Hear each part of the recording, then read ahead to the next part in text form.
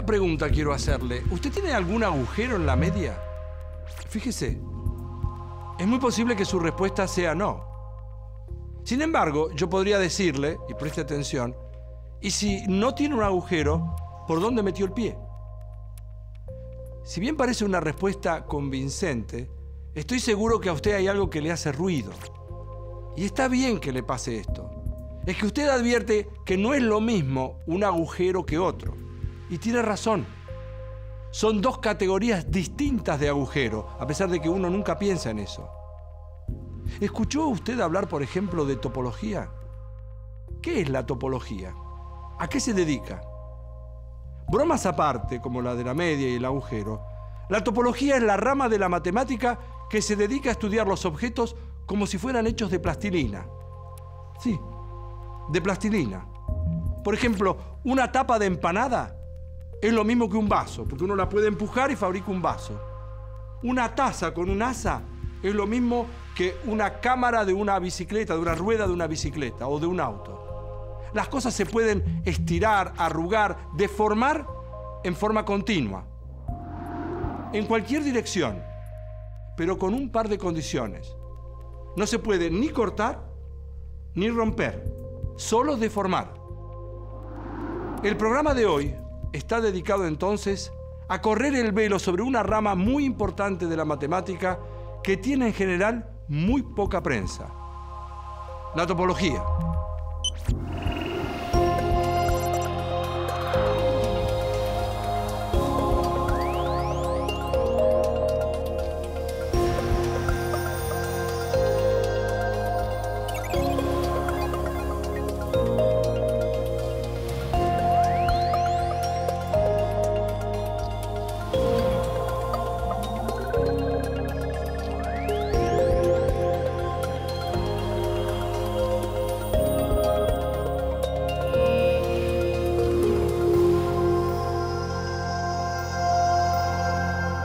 Más al norte. En Asia no. En Europa Oriental. Ahí, en ese punto. En Rusia. En Kaliningrado. Antes se llamaba Königsberg y era una ciudad de la vieja Prusia. Justo en el centro, entre sus puentes y el río, nació la topología, una de las ramas más nuevas de la matemática.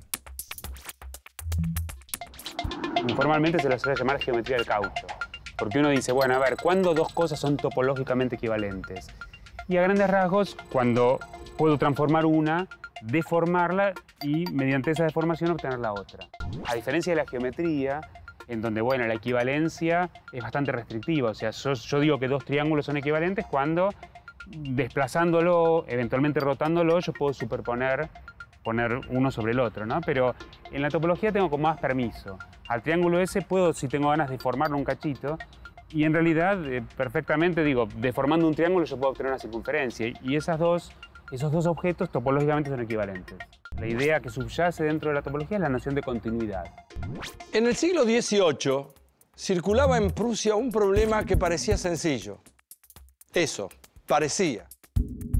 Los brazos del río Prager atravesaban Königsberg, formando dos islas. Sus habitantes utilizaban 7 puentes distintos para llegar a las orillas. Ahora bien, ¿habría alguna forma de recorrer toda la ciudad cruzando una sola vez cada uno de los puentes? Nadie se atrevía a dar una respuesta definitiva. La respuesta la encontró uno de los matemáticos más notables de la historia.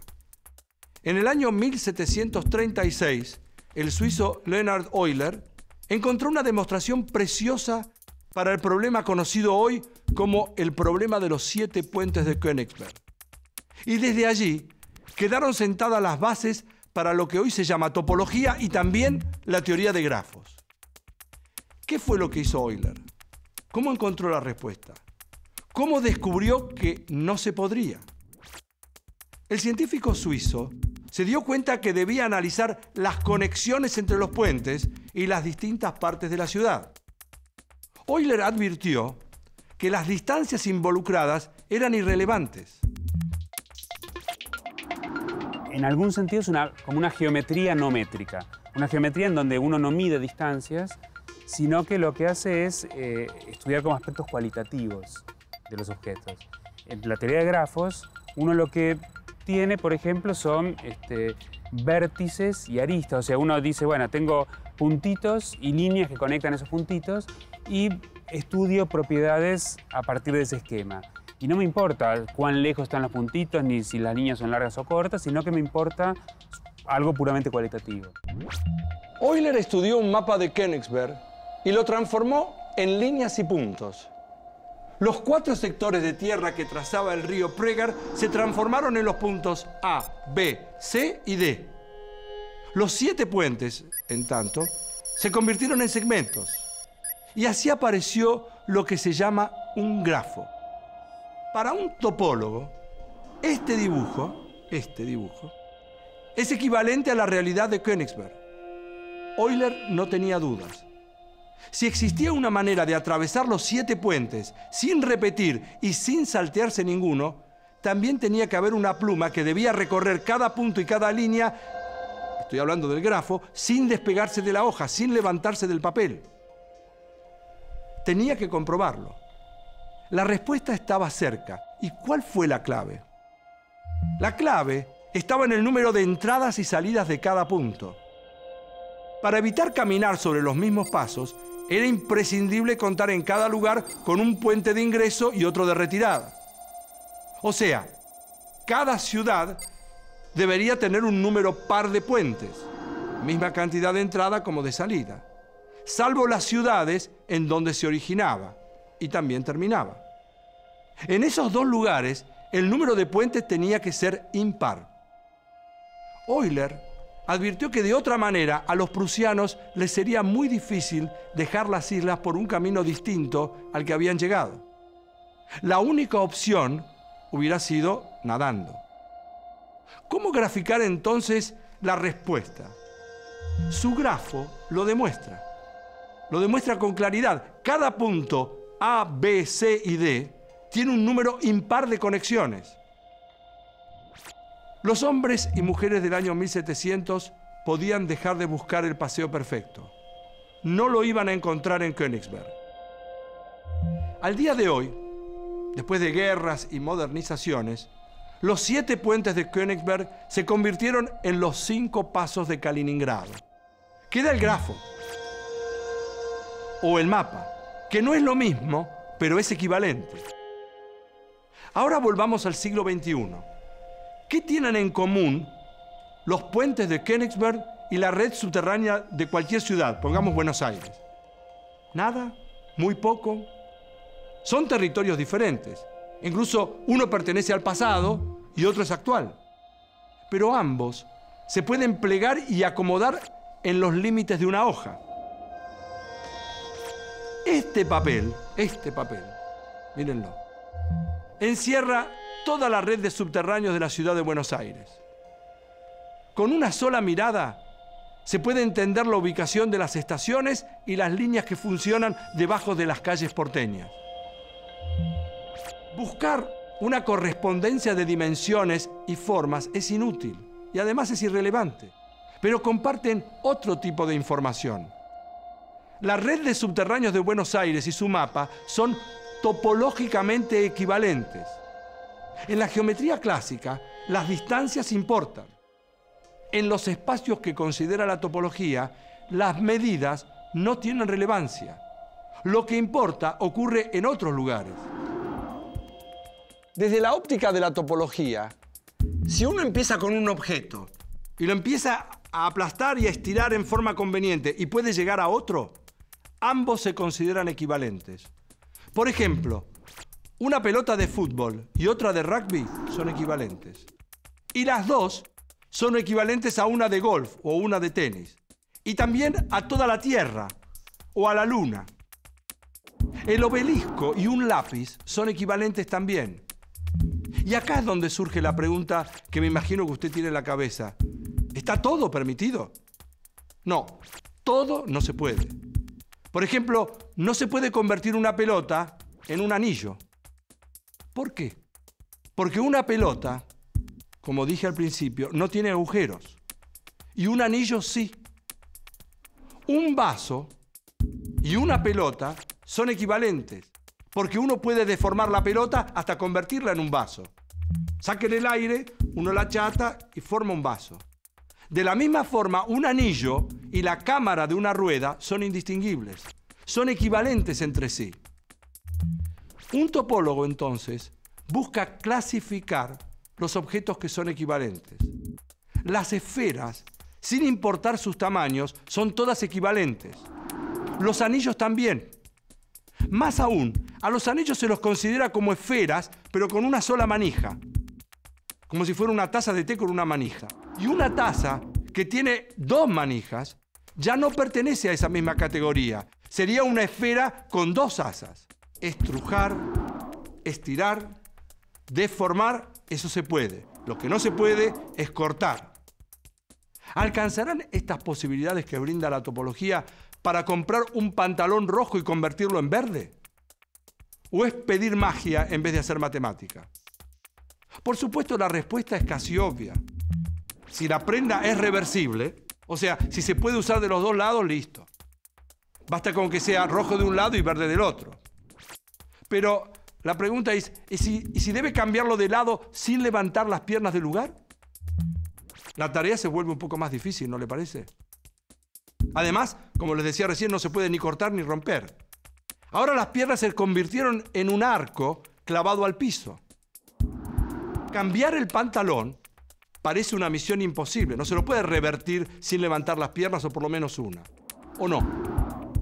Subir la prenda y quitársela por el tronco está definitivamente descartado. Deformar el cuerpo de la persona como si fuera de plastilina también.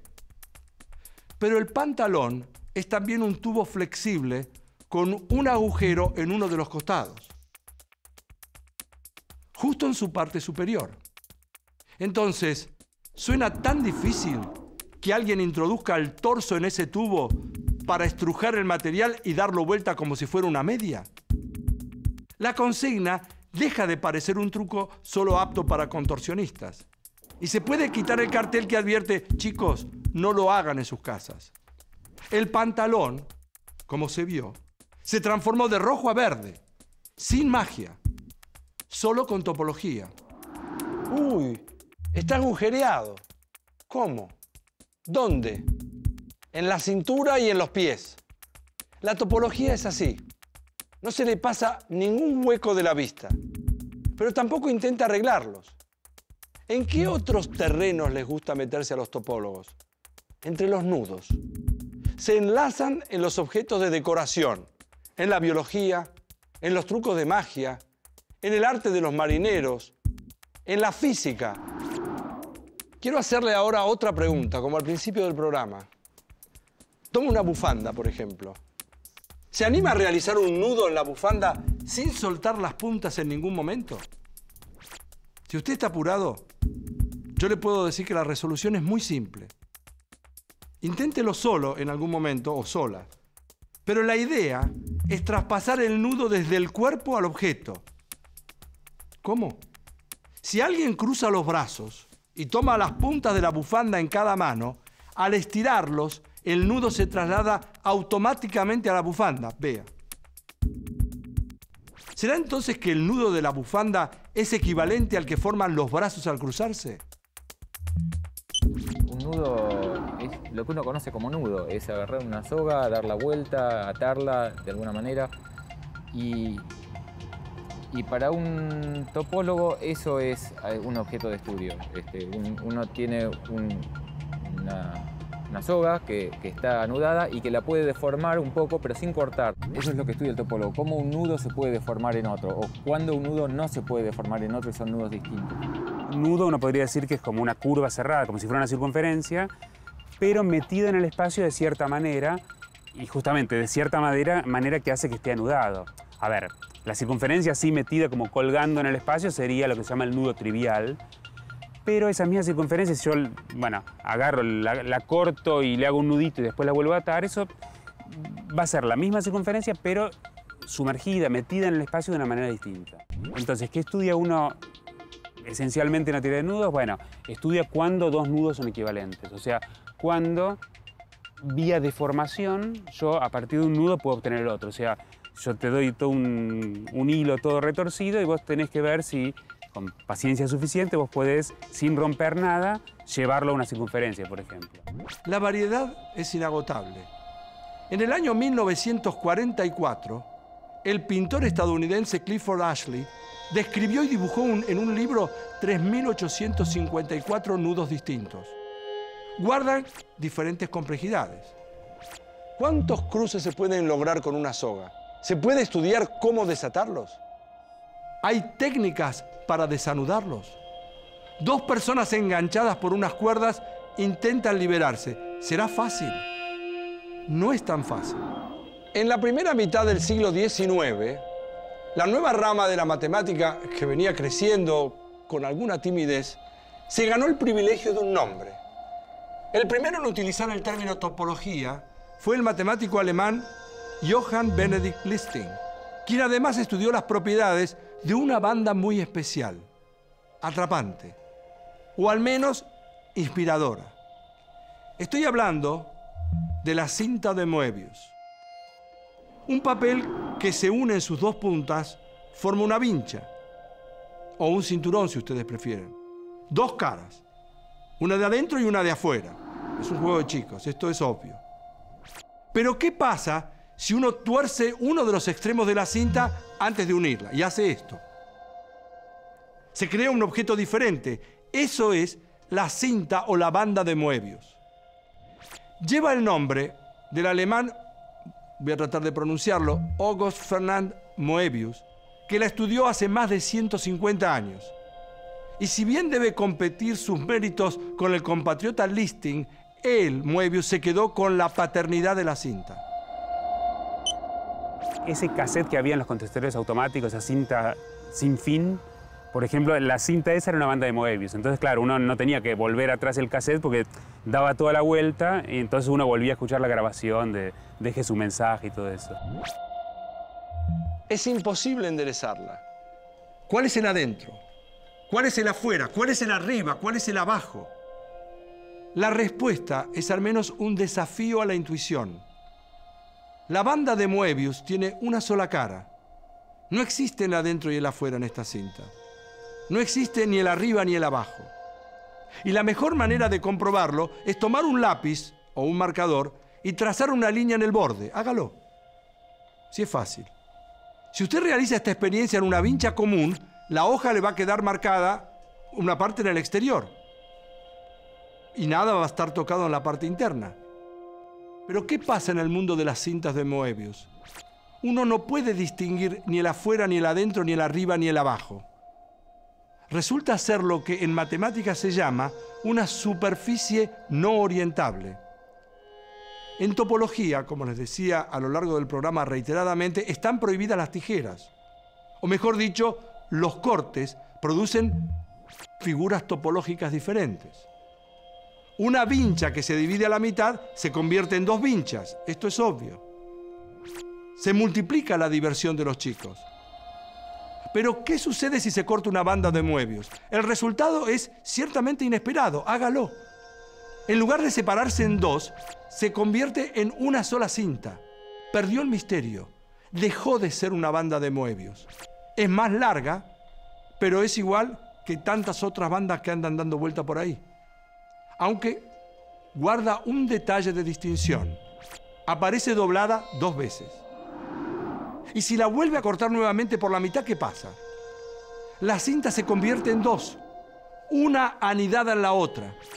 A mediados del siglo XX, las teorías topológicas apasionaban a los matemáticos y también a los artistas. El pintor holandés Escher, que usted escuchó hablar mucho de él, realizó una banda recorrida por hormigas. El astrónomo norteamericano Armin Deutsch escribió un inquietante cuento, un túnel llamado Moebius. Años más tarde, aparecieron cineastas de distintas partes del mundo y lo transformaron en una película, o la transformaron en una película. En su adaptación, el director argentino Gustavo Mosquera contaba la historia de una formación del subterráneo de Buenos Aires que se perdía sin dejar rastro. ¿Y a quién llamaban para encontrarla? A un topólogo. Pero además de subyugar, inspirar, encantar. ¿Para qué sirven las bandas de Moebius?